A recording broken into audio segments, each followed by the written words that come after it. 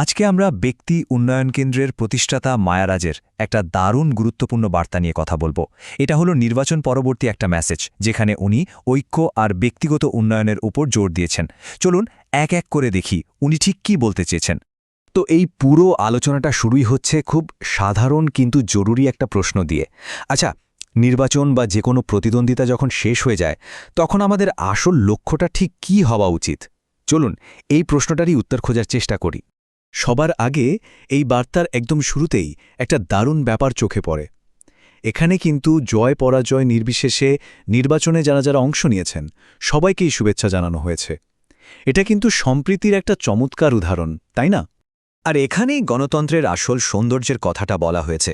দেখুন, আমাদের মধ্যে হাজারটা মতের পার্থক্য থাকতেই পারে, কিন্তু দিন শেষে আমাদের সবার লক্ষ্য কিন্তু একটাই, আর সেটা হলো দেশের মঙ্গল, দেশের উন্নতি। এই যে দেখুন, এখানে খুব সহজ করে দুটো পথের কথা বলা হয়েছে। একদিকে আছে বিভেদ, প্রতিদ্বন্দ্বিতা, আর অন্যদিকে আছে পারস্পরিক সম্মান, সহনশীলতা আর সহযোগিতা। মানে আমাদের বেছে নিতে হবে আমরা কোন পথে হাঁটব, বিভেদের পথে থাকব নাকি একসাথে মিলেমিশে ঐক্যের দিকে এগিয়ে যাব। আর এই পুরো বার্তার মূল কথাটাই সম্ভবত মায়ারাজের এই একটা লাইনে লুকিয়ে আছে। উনি বলছেন, আমাদের প্রকৃত শক্তি বিভক্তিতে নয়, ঐক্যেই নিহিত। কথাটা কিন্তু খুবই সত্যি। আসল শক্তিটা আসলে এক হওয়ার মধ্যেই আছে। এখানে একটা খুব ইন্টারেস্টিং দর্শন তুলে ধরা হয়েছে। বলা হচ্ছে যে একটা দেশের উন্নয়ন আসলে শুরু হয় সেই দেশের মানুষগুলোর উন্নয়ন দিয়ে। মানে রাষ্ট্রের উন্নয়নের গোড়াটা হলো ব্যক্তির উন্নয়ন। একটা ছাড়া আরেকটা সম্ভব না, দুটোই একে অপরের সাথে জড়িত।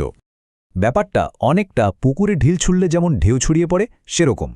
দেখুন, শুরুটা হচ্ছে ব্যক্তিগত উন্নয়ন দিয়ে। যখন একজন মানুষ নিজেকে উন্নত করে, তখন তার প্রভাবটা তার পরিবারে পড়ে।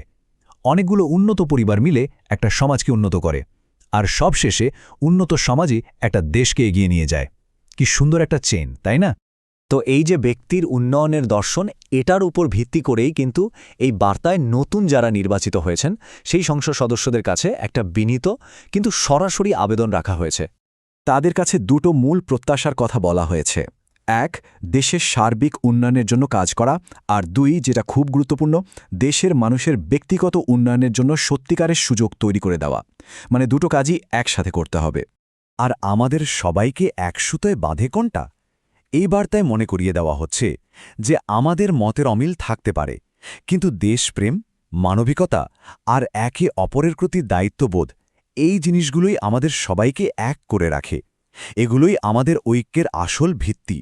আর সব শেষে এই পুরো আলোচনাটা আমাদের সবার জন্য একটা প্রশ্ন রেখে যাচ্ছে।